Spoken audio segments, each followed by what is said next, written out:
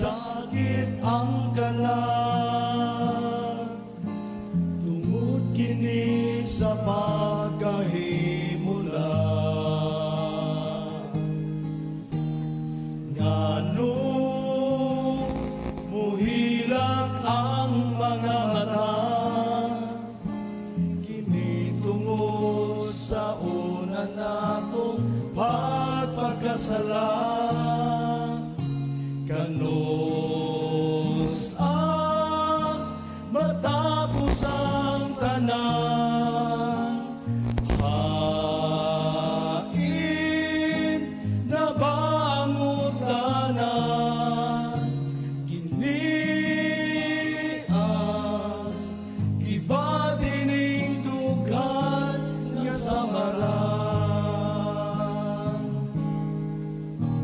Kining mga kasakit kanato miuban, aron ang gugma ni Jesus mabatian. Ang kabait ug kalaan, ang tuson lang sa kanunay, hangtod man tunang tinud nga pagpahulay.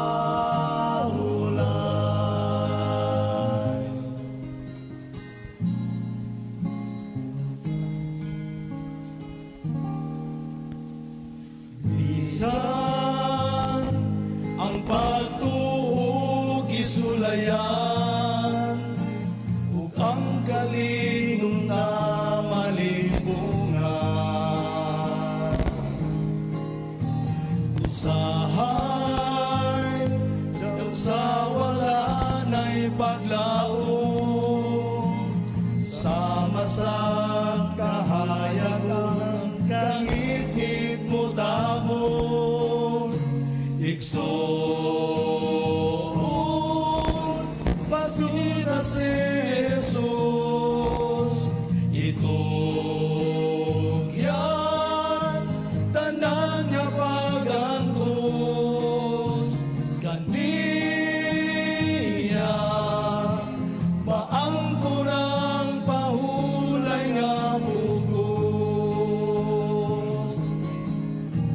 Kining mga kasakit kanato miuban,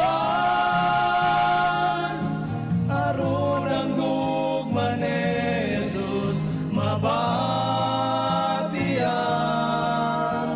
Ang kabait ug kalaan, ang tuson lang sa kanunay, hangtod man tunang tinud nga pagpahulay. Atong pasalamatan ang kasakit nga naangkon, kini kanato makapaligon. Sa panahon nga kining mga kasakit kanato